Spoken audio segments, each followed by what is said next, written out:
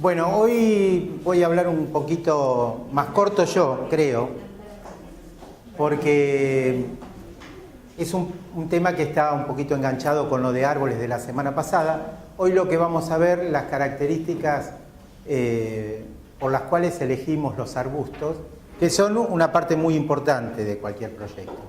En el caso de un parque grande, puede haber preponderancia de árboles, pero en el caso de un jardín o de un parque chico, la masa, el fondo, digamos, del jardín es el conjunto de arbustos, porque algún árbol se puede poner, pero si el lugar no es muy grande, tampoco se puede abusar de árboles, sobre todo por el tema de la sombra excesiva. Pero sí, el elemento principal que vamos a tener es los arbustos. Los arbustos que los podemos elegir por distintas características. Esas características pueden ser, y ustedes ven acá, pueden ser el color que tiene el follaje, puede ser la forma que tiene el arbusto, puede ser la floración, que en algunos casos es muy importante. En otros casos la floración no es muy importante, pero sí el follaje es muy importante. Puede haber follajes manchados de blanco o de amarillo. Y otra cuestión por la cual podemos elegir, y creo que es un poco el principio de la elección, es el tamaño. Acuérdense, tenemos que tratar de que la planta el tamaño de la planta sea de acuerdo al lugar que tenemos. No plantar y después eliminar o podar o tratar artificialmente de mantenerlo, algo que empezó mal. Si plantamos un arbusto muy grande en un espacio muy chico, llegado el momento vamos a tener que intervenir de alguna manera, que va a ser una manera negativa. Tratemos de hacer las cosas bien desde el principio y eligiendo lo más correctamente posible. Lo cual no quiere decir que algunas veces nos equivoquemos, porque uno no llega a conocer la totalidad de los arbustos que se pueden utilizar, o a veces un cambio de variedad, de una confusión de una variedad a otra o algo por el estilo, nos encontramos que lo que pensamos que podía llegar a medir 1,5 m, 2 resulta después de un tiempo medir 4 metros. Y entonces ahí, bueno, podremos recurrir a la poda y tratar de manejarlo. Eso después lo vamos a ver más adelante. Bueno, fundamentalmente los arbustos, igual que los árboles, se dividen en dos grupos. Los que tienen hoja permanente o perenne y hoja caduca. En el caso de los árboles decíamos que teníamos que tratar de equilibrar las dos cosas, y con los arbustos pasa algo parecido. Lo que pasa que no hay tantos arbustos de hoja caduca, o por lo menos no se usan tantos arbustos de hoja caduca. Pero hay algunos arbustos de hoja caduca que tienen muy buena floración en un momento determinado y que uno los puede elegir por esa característica. O tienen un follaje muy atractivo en el momento que empieza la brotación nueva. Esas características pueden hacer que uno los utilice también. Siempre vamos a tener más arbustos de hoja permanente que de hoja caduca. Podemos tener algunos de hoja caduca y el resto, la mayoría, van a ser de hoja permanente. Porque lo que tenemos que tratar es de que durante todo el año, aunque no sea época de floración abundante, tener vida, tener color en el jardín. Y en el caso de los arbustos hay algunos que son muy interesantes porque florecen en pleno invierno o al fines del invierno, antes de que llegue efectivamente la primavera. Esos, como mostré yo el otro día, la forsythia, esas flores amarillas, que ya prácticamente están terminando. Quiere decir que ahora que empiezan a florecer todas las otras plantas, normalmente esa ya terminó. ¿Por qué? Porque empezó a florecer un mes y medio antes, en una época que hay muy pocas flores. Bueno, en cuanto a los de hoja permanente, una vez que tenemos determinado el tamaño y la forma que se adecue a lo que nosotros queremos diseñar, es importante elegir el color del follaje. Y hay una gran variedad. Ustedes ven acá, hay verdes oscuros, como en este caso, verdes claros, como en este acer, manchados con amarillo. Allá hay un Phytosporum que no se nota mucho, pero es manchado con blanco. Hay grises, por ahí. Esto es un pedacito de lavanda que también es gris. Entonces hay distintas tonalidades. Incluso algo, bueno, ahí hay una hoja, porque eso es nada más que una hoja, de color púrpura. Y hay algunos arbustos que son, en este caso esta planta no es púrpura permanente, es una que está en el rinconcito de ahí. La brotación nueva da esas hojas color rojizo, color púrpura. Después se van transformando en verdes. Pero hay algunos arbustos, no son muchos, que tienen coloración púrpura permanente. Por ejemplo, hay un acer muy difícil de conseguir y muy caro, que es un acer muy bajito, Atropurpurea, que tiene este tipo de hoja, un poquito más recortada todavía, y una coloración de ese color púrpura permanente. Es muy bonito. Y por ejemplo hay un arbusto bastante común que se llama berberis, que también tiene coloración púrpura permanente, no, porque pierde la hoja en invierno, pero de primavera hasta que la hoja cae un poco a principio del invierno, tiene también esa coloración púrpura permanente. Entonces, el color va a ser lo tercero que vamos a tener en cuenta. Vamos a empezar por el tamaño, la forma, y después vamos a buscar por el color. Y como complemento, por supuesto, la posibilidad de que tenga flores vistosas en determinada época del año, o en algunos casos no son las flores muy vistosas, pero son los frutos vistosos. Son muchas veces esas bolillitas de color rojo o amarillo o naranja, como en algunos piracanta, que permanecen cuando pasa el otoño, permanecen incluso gran parte del invierno, en una época donde no hay flores, dando color, estableciendo puntos focales en el jardín que pueden ser de mayor interés. Entonces, por ahí, por esas características vamos a buscar. Con respecto a la forma, ustedes tienen en el apunte una serie de siluetas que podemos tener. Son parecidas a las que podemos tener en árboles, a la copa de los árboles. Hay de forma globosa, hay de forma más ovoidal, hay algunos que crecen más achatados, como este que tenemos ahí, que es un junípero, que crece en forma casi horizontal, entonces nunca desarrolla en altura, siempre desarrolla a lo ancho, o sea que hay también una gran variedad de siluetas, que ahí en el dibujo lo tienen con el nombre de algunos ejemplares que pertenecen a esas siluetas. Y después tenemos también algunos arbustos que son los que consideramos enredaderas. En realidad, las enredaderas que utilizamos normalmente son arbustos porque, como dijimos la clase pasada, los arbustos tienen como característica que crecen desde su base con varios tallos. Y la mayoría de las enredaderas que usamos tienen esa característica, crecen desde la base con varios tallos. Entonces son arbustos. Lo que pasa es que son arbustos que si los dejáramos crecer libremente, tendrían una forma bastante, digamos, libre y no muy, por ahí no muy agradable. Para lograr lo que nosotros buscamos, que es muchas veces cubrir un muro o llevarlo a una altura para una pérgola o algo así, entonces utilizamos esos arbustos que tienen ramas largas y pueden cumplir esa función de cobertura de muros o una pérgola o algo por el estilo. Esas enredaderas pueden tener dos características. Pueden ser lo que se llaman verdaderas enredaderas. ¿Qué quiere decir? Que se enredan por sí mismas, que a medida que empiezan a crecer tienen algún tipo de elemento botánico propio, que generalmente son hojas modificadas, que hacen que se vaya sosteniendo de un muro o de un alambrado o de una superficie, si la superficie es áspera, mucho más fácilmente. Ahí enfrente ustedes tienen contra esas paredes un par de enredaderas que se desarrollan por su cuenta, van cubriendo el espacio, no necesitan ninguna ayuda. Pero hay otras que utilizamos como enredaderas que en realidad las podemos utilizar en la medida que las vamos guiando y las vamos atando y conduciendo. Por ejemplo, todos deben tener la idea de las rosas, que se dice rosa de enredadera.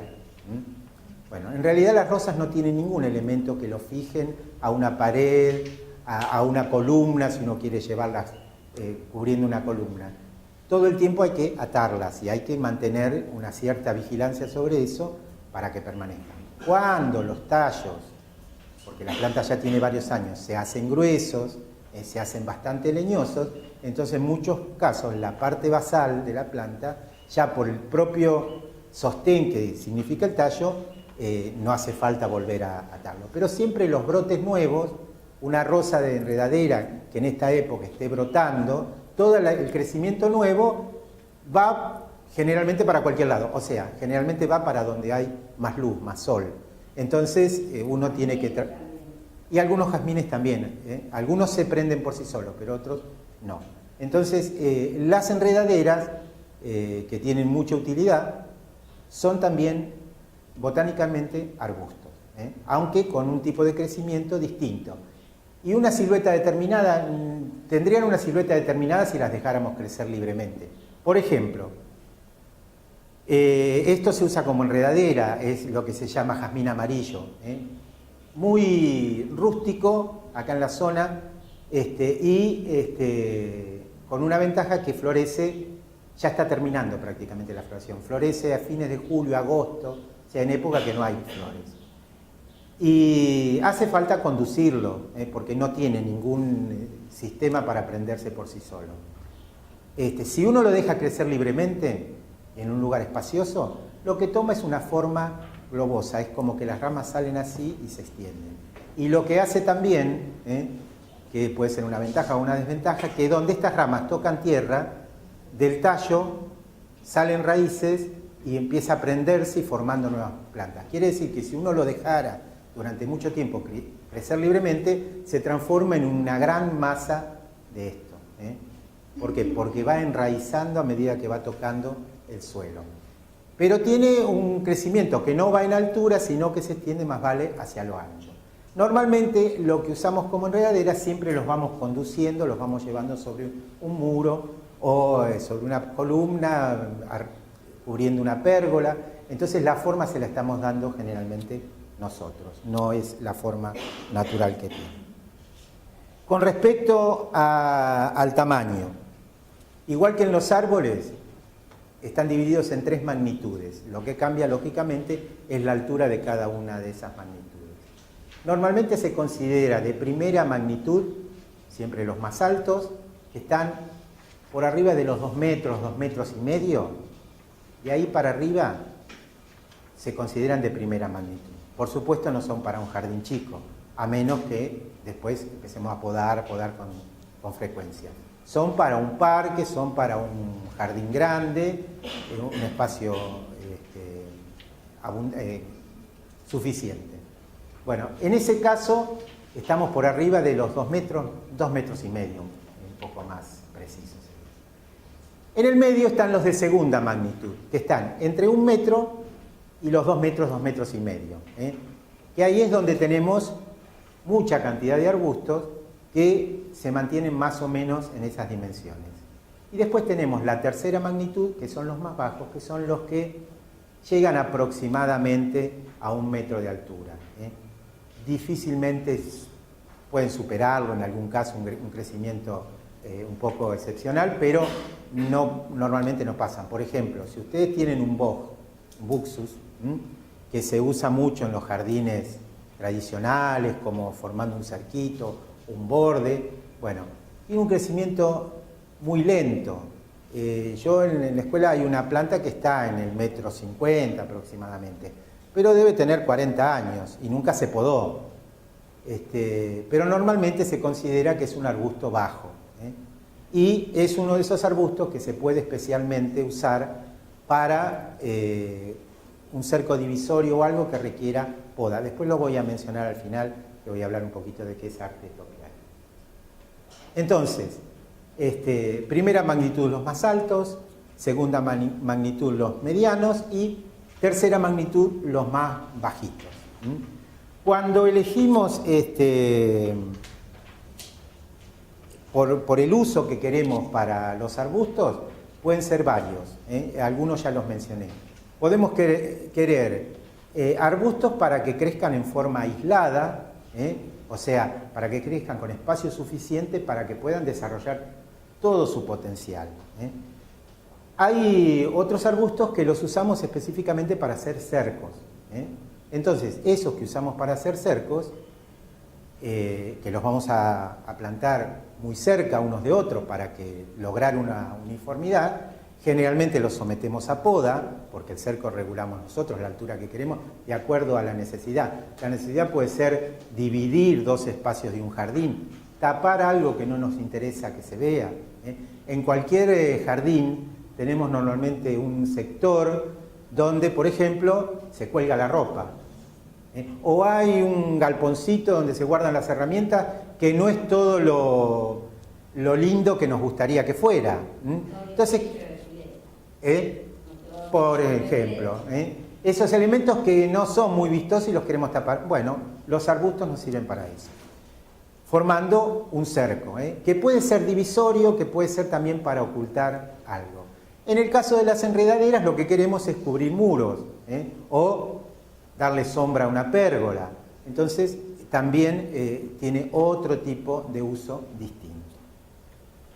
Con respecto a cómo compramos en un vivero los arbustos, van a encontrar, en algunos casos, si ustedes tuvieran que hacer un trabajo y tuvieran un catálogo de un vivero con las especies que tienen, más allá de que hay de cada arbusto puede haber varios, con un...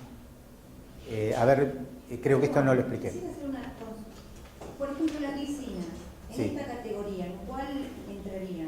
Es un arbusto que es trepador, que se usa precisamente para eso. Normalmente se usa por el tipo de floración que tiene, que es una floración que cuelga, es de lo más apto para poner en una pérgola, por ejemplo. Con respecto al tema de las rosas, que necesita un tutor o algún tipo de sujeción, Sí. ¿la glicina no lo requiere? Sí, la glicina también lo requiere. Sí, porque cuando crece mucho es como que cuando está ya a la altura de la pérgola va a cubrir solo. Pero alguna rama que se nos sale de la pérgola y todo demás la tenemos que conducir llevándola. A veces normalmente, viste que la glicina lo que se hace, lo que se busca es que se suba por una de las columnas de Claro. la pérgola y después normalmente entre lo que vienen a ser las viguetas, la gente las va pasando. Las va pasando porque no tiene una Claro. manera de sujetarse por sí mismo. Pero, sin embargo, yo he visto glicinas puestas cerca de árboles que porque no se podaron o no se controlaron, se van y se meten en el árbol y se suben por el árbol, lo cual queda muy, muy lindo. Pero es como que la planta toma su camino por sí solo. Pero si la queremos mantener sobre una pérgola, vamos a tener que ir llevándola hasta por lo menos que cubra la superficie. Y también nos va a exigir alguna poda, porque en ese caso la glicina es una planta que cuando toma fuerza crece mucho. Entonces hay que tener un... Sobre todo los gajos, de la floración, que tiene igual que la rosa, la planta en sí va sola, pero cuando se carga de rosa es cuando más peso Sí, tiene. sí, sí. Así que podemos tener que controlar con poda. Bueno, les decía, para enfrentarse al catálogo y se van a encontrar con algo que por ahí no conocen bien.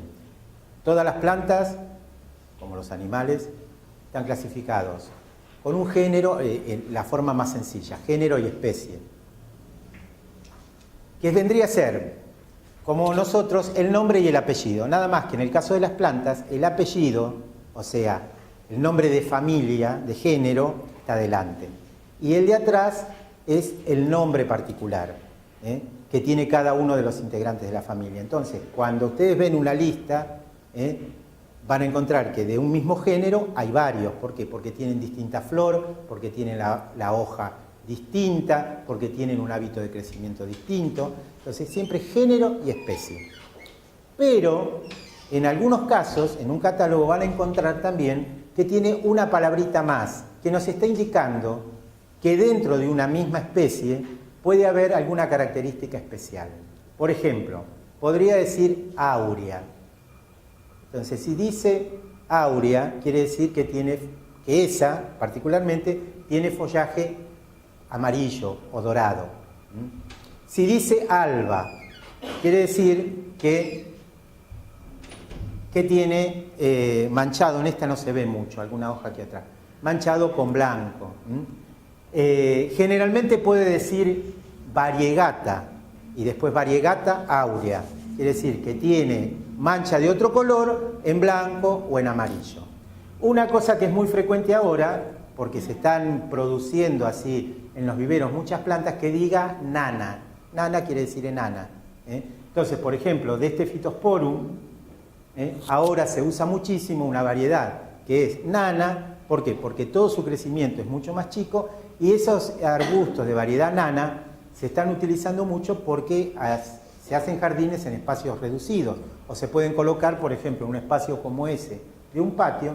Entonces, en el lugar donde a lo mejor antes había que colocar 1 o 2 arbustos o 3 porque no daba para más, ahora se pueden colocar más y hacer algún otro tipo de composición utilizando especies enanizadas. Entonces, cuando dice nana es porque es una planta de mucho menor tamaño que la original que conocemos.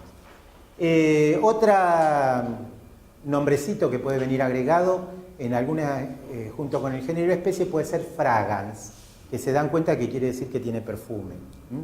Entonces, ese agregado nos está indicando alguna característica particular, que nosotros solamente al verlo, y cuando nos acostumbramos ya nos damos cuenta, esto tiene follaje amarillo, esto tiene follaje con blanco, o es enano. Entonces ya la elección se puede hacer mucho más fácilmente.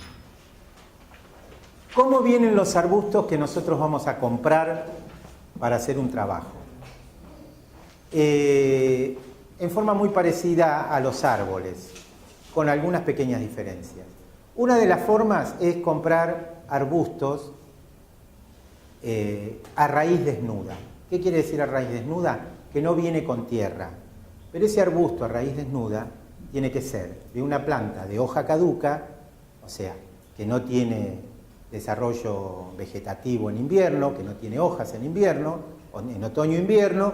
Entonces, en ese periodo especialmente, yo puedo comprar alguna planta que venga a raíz desnuda. ¿Por qué? Porque no va a sufrir el hecho de sacarlo del vivero, del lugar donde está, que puede estar en tierra, sin tierra en las raíces.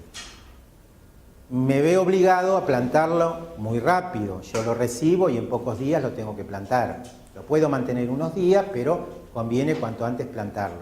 Y siempre, obligadamente, en los meses que no tiene hoja. Así se compran, no tanto arbustos, pero algunos árboles. Se pueden comprar a raíz desnuda. Son más baratos, se pueden apilar en un camión si uno tiene que hacer una obra grande, mucho menos peso, pero tienen que ser árboles con esas características, que no tienen hoja en invierno.